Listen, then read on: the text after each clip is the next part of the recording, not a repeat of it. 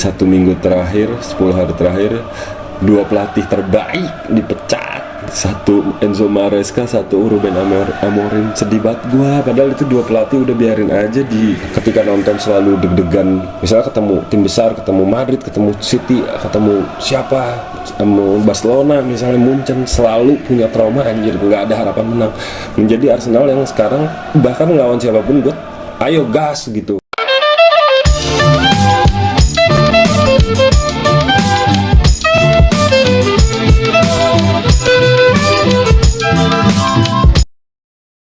Oke teman-teman, balik lagi di konten Only Gunners.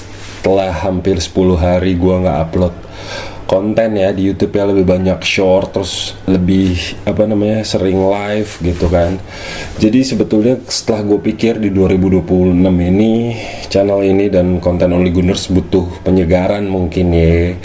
Kalau biasanya gue ngebahas video setiap ngebahas match dan bikin video setiap habis pertandingan Arsenal, yang mana itu kayaknya bukan boring sih. Gue nggak boring kalau ngebahas soal Arsenal gitu, cuman kedalamannya bisa gue akalin lewat live gitu, jadi lebih seruan lebih di live gitu. Nah gue mulai kepikiran apakah kita ganti format Only Gunners ini bukan sekedar ngebahas Arsenal. Tetap kalau kontennya namanya juga Only Gunners, tetap ngebahas Arsenal, tapi mungkin sifatnya lebih ke weekly kali ya, mungkin kayak gitu. Mungkin lebih ke weekly, lebih rutin untuk ngejar kualitas dan konsistensi. Ditambah gue mungkin akan lebih rajin bikin short, akan lebih rajin nemenin di Nobar Gunners, live-nya Arsenal. Kurang lebih itu yang mungkin akan gue lakukan di 2026 ini. Jadi kita lanjut. Apa yang terjadi dengan Arsenal FC seminggu kebelakangan? Oke, langsung aja guys. Di video terakhir Only Gunners yang gue bahas adalah ketika Arsenal menang 3-2 lawan Bournemouth. Setelah itu Semenyo-nya cabut ke Manchester City.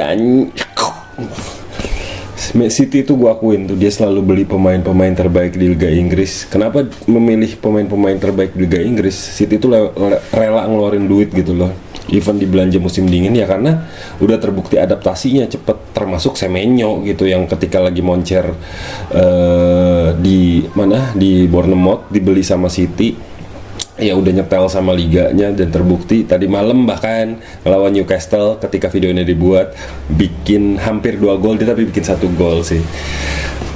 City menang 2-0 di semifinal leg 1 lawan Newcastle United, dan Arsenal ntar malam main melawan tetangga kita yang juara Champions 2 kali dan World Cup winner Chelsea FC bro, gitu kurang lebih ya kan. Lalu selain bahas soal EFL Cup yang akan main ntar malam, apa yang terjadi dengan Arsenal seperti yang tadi gue ngomongin. Setelah lawan Bournemouth itu Arsenal kayak ada orang bentar. Setelah lawan Bournemouth itu sebetulnya Arsenal punya kesempatan membuat jarak di Liga Premier menjadi 8 poin ya dengan saingannya Manchester City dan Aston Villa. Cuman ketika ngelawan Liverpool, buat teman-teman ya udah pasti tahu berakhir 0-0 ya kan. Setelah itu laga yang dimainkan dalam jadwal mautnya Arsenal selama Januari, yang udah gue bahas tuh, Arsenal main di 4 partai away di 4 kompetisi yang beda ya kan. Lawan Portsmouth, lawan Nottingham Forest nanti, terus lawan Chelsea ntar malam, terus lawan Inter, semuanya away di 4 kompetisi yang beda ya kan. Harusnya Arsenal ketika ngelawan Liverpool memaksimalkan peluang itu, tapi nggak kejadian gitu. Padahal yang bikin gue kesel sih sebenarnya, jujur gue kesel. Padahal karena Liverpool lagi nggak punya striker itu, Ekitike cedera, Isak juga gitu loh, salah lagi di Piala Afrika gitu. Bahkan striker depannya Liverpool aja Cody Gakpo ya kan. Dan Liverpool nggak main dengan kekuatan terbaiknya, sementara Arsenal main dengan kekuatan terbaiknya gitu loh. Terlalu gugup ketika ngelawan Liverpool. Nah ini masalah yang berulang kali terjadi di Arsenal ketika punya jarak. Ketika punya kesempatan untuk memperlebar jarak. Bukan gue ngeremehin Liverpool ya. Liverpool tuh juara musim lalu gitu. Cuman harus diakuin performa Liverpool musim ini jelek gitu kan. punya keuntungan main di kandang lawan Liverpool. Liverpoolnya lagi jelek secara performa, pemainnya intinya lagi pada cabut, yang diandelinnya ya kan cuma ngandelin Urit sama Szoboszlai doang tuh Liverpool tadi malam. Ketika lawan Liverpool tadi malam lagi itu nggak, bahkan apa namanya, di babak kedua bahkan Liverpool beberapa kali ngasih posisi ngasih lagi nguasain bola sampai Arsenal kewalahan gitu. Padahal Arsenal punya kualitas yang lebih dari itu gitu. Nervousness Arsenal ketika ngelawan tim besar atau ketika di partai-partai penentuan itu tuh sering kali begini gitu. Instead ketika Arsenal misalnya mainnya tanpa beban, kayak Arsenal misalnya mainnya hari Sabtu gitu, di posisi yang dia main duluan sebelum City, itu mainnya lebih tenang gitu loh, lebih bisa menang. Ketika mainnya setelah tim lain, ditambah City juga Aston Villa lagi pada seri terus tuh, malah nggak bisa memperlebar jarak. Kenapa gue sekesal ini? Kenapa? Karena di beberapa musim sebelumnya ketika Arsenal punya peluang itu, bahkan ada fasenya 6 poin bedanya sama Manchester City, terus kemudian dikejar sama City sehingga beda 2 poin di akhir, City yang juara gitu kan, 2 musim lalu apa sih ingat gue. Dan itu menyebalkan gitu karena sangat nggak ada artinya buat gue, nggak ada artinya.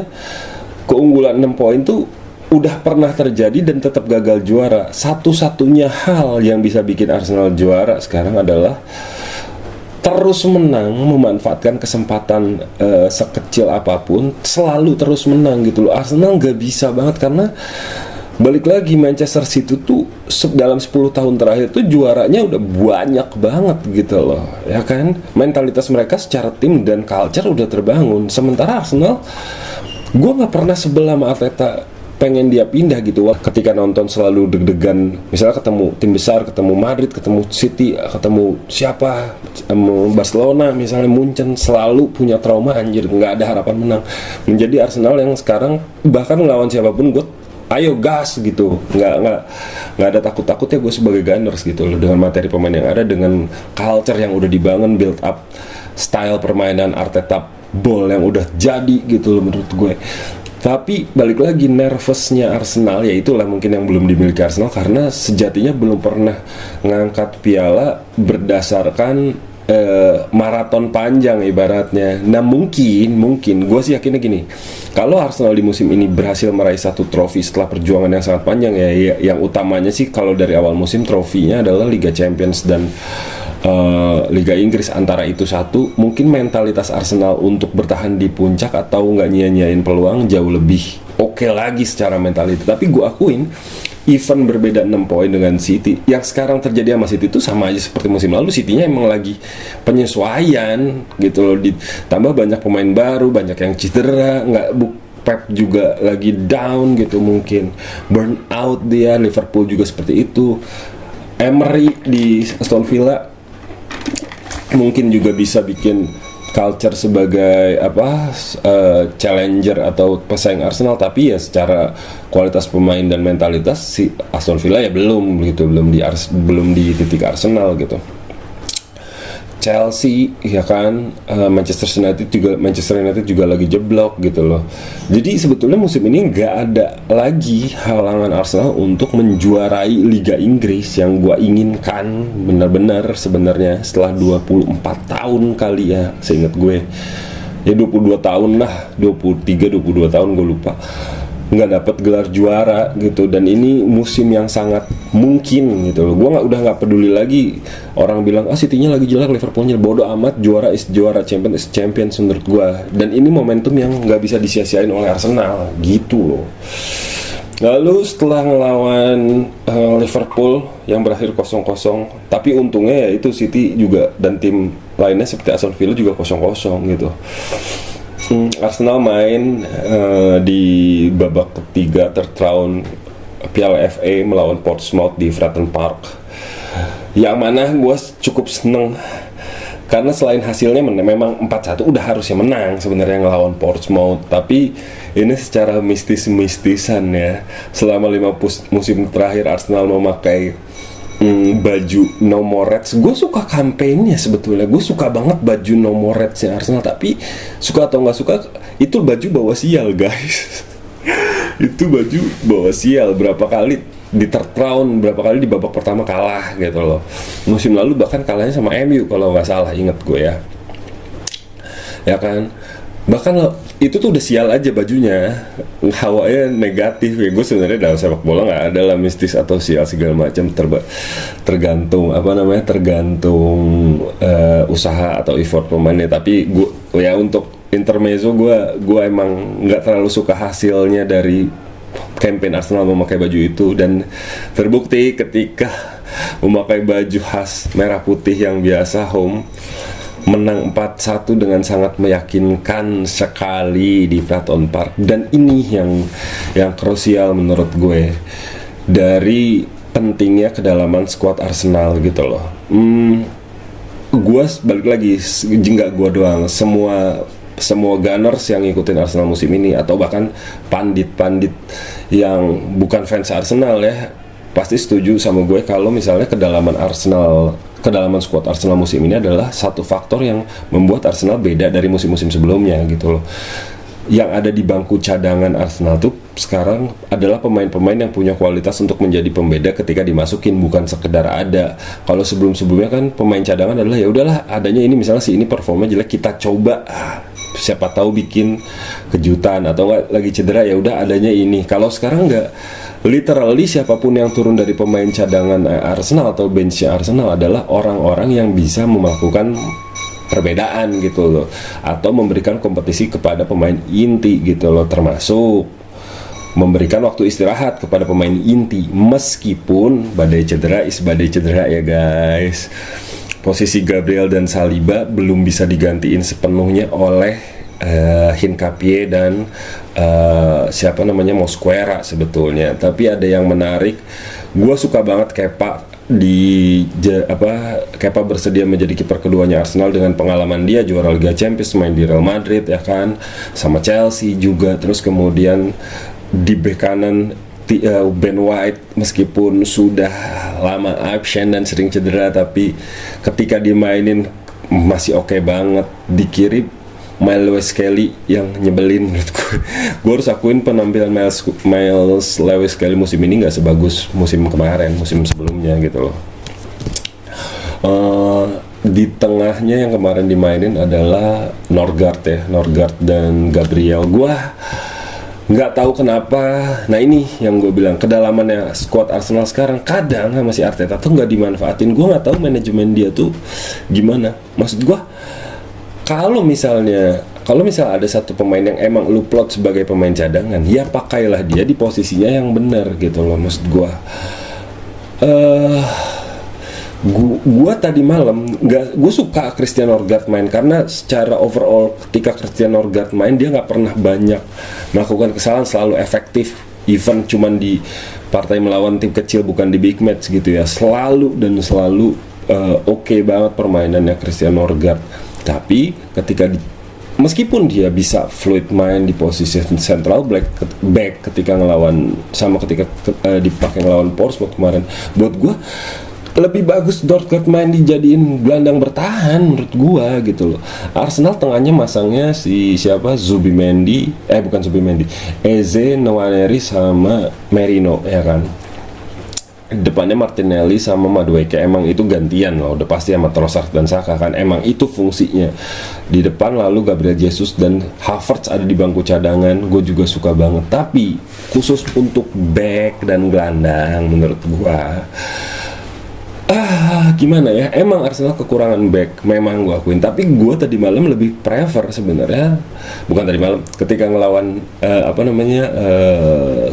Portsmouth, gue lebih prefer Arsenal mainin Mari Salmon sama Gabriel mendingan gitu loh, kalau nggak ada pilihan lain ya kan.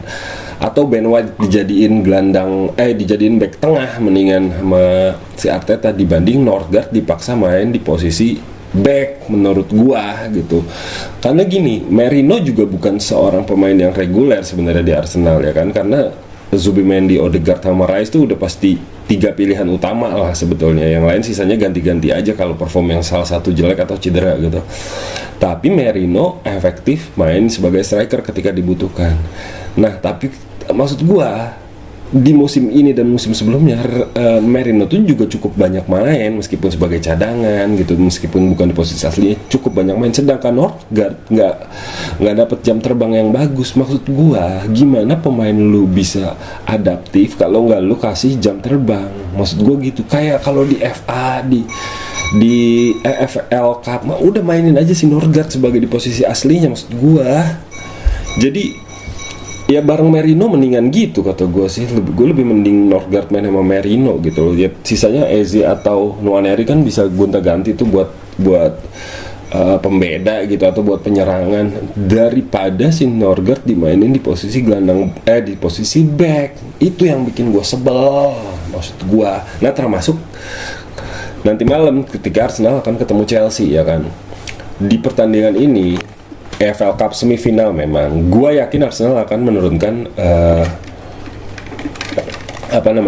tim terbaiknya. Gue sangat yakin sebetulnya, karena ya sebagian dari ambisi Arsenal musim ini adalah karena Arsenal cukup baik ya di semua posisi ya, di Premier League posisi 1, di Champions League posisi 1, di FL Cup semifinal, di FA Cup masuk ke first round habis ngelawan Portsmouth.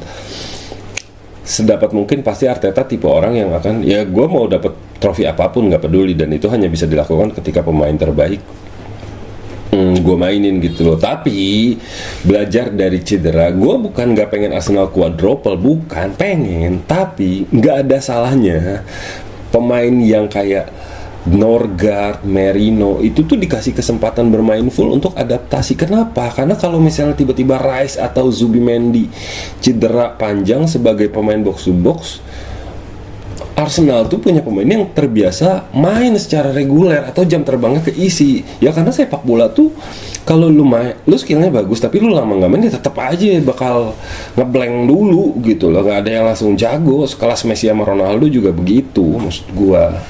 Nah ketika ngelawan Chelsea ini ini salah satu yang pengen gue bahas ya, di 1 minggu terakhir, 10 hari terakhir, 2 pelatih terbaik dipecat. Satu Enzo Maresca, satu Ruben Amorim. Sedih banget gue, padahal itu 2 pelatih udah biarin aja di klubnya masing-masing loh. Kenapa sih manajemen klub tuh kenapa gitu loh? Meskipun ketika diganti sama Darren Fletcher di FA Cup, MU tetap nggak lolos, tetap kalah. Kalau Chelsea gue nggak aneh sebenarnya. Chelsea mah mau pelatihnya treble winner juga dipecat aja sama dia, karena budayanya emang udah kayak ganti pelatih cepet gitu loh. Kalau Chelsea metode dia mendapatkan juara tuh kayak gitu. Sementara MU, gue bingungnya gini, sebenarnya harus, menurut gue pribadi ya, sebetulnya harusnya kalau MU setelah Sir Alex Ferguson nih sebenarnya bukan tim yang juga ngasih kesempatan amat sih, meskipun hitungannya Ruben Amorim dan pelatih sebelumnya dikasih kesempatan lebih baik dari Chelsea ya. Kalau Chelsea mah beneran kayak 6 bulan juga bisa gue pecat gitu. Kalau MU tuh masih ngasih kesempatan sebenarnya, Ten Hag, Amorim, Solskjaer, Mourinho, Rangnick segala macam. Tapi secara umum MU setelah era Ferguson tidak seperti Arsenal era Wenger gitu loh. Arsenal setelah era Wenger memang sama Emery sempat bertahan 1 tahun lebih lah, baru diganti Arteta selama 6 tahun gitu ya. Tapi dengan Arteta tuh stick nih, karena tahu yang dibangun tuh culture-nya duluan. Karena Arsenal setelah era Wenger tuh bobrok seperti MU sekarang, gue harus akuin gitu loh. Tapi Arsenal stick nih manajemen. Nah MU tipenya galau antara stick di manajemen, stick di satu pelatih, atau boardnya tuh ganti gitu. Boardnya tuh banyak pendapat gitu loh, atau gonta-ganti pelatih. Secara kuantitas nggak bisa dibilang MU adalah tipe yang ngasih kesempatan banget sebenarnya. Orang list pelatih yang dia pecat setelah era Ferguson juga udah banyak gitu kan. Tapi khusus untuk Amorim, jujur aja meskipun gue fans tim lain gitu, gue sih ngerasa di setengah musim pertama Amorim stick dengan formasi 3-4-3, 3-4-2-1 itu, dan gak banyak hasil yang signifikan. Harusnya tuh MU tuh udah ngasih ultimatum gitu loh. Xabi Alonso yang rasio menangnya paling gede di Madrid aja dipecat gitu loh. Iya, Xabi Alonso hitungannya 6 bulan terakhir termasuk yang paling tinggi rasio menangnya di Real Madrid, dipecat. Nah, MU tuh ngasih kesempatan ke orang yang salah menurut gua. Bagian kayak Solskjaer, Mourinho yang trennya lagi bagus, atau siapa, better Ten Hag bahkan ngasih piala kan kayak MU. Ini Amorim dia mencoba nih ngasih kesempatan hampir 2 tahun kan, setahun lebih.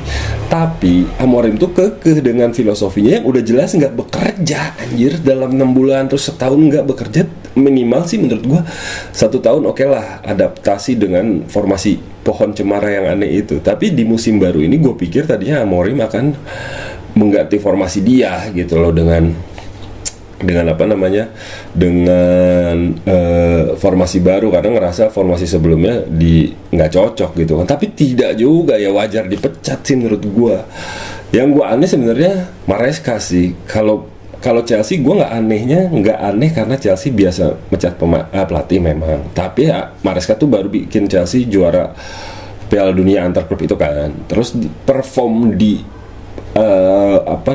di Liga Inggris, Chelsea itu nggak bisa dibilang jelek ya. Kenapa? Karena kualitas pemainnya pemain muda semua, jadi masih di fase yang so-so lah.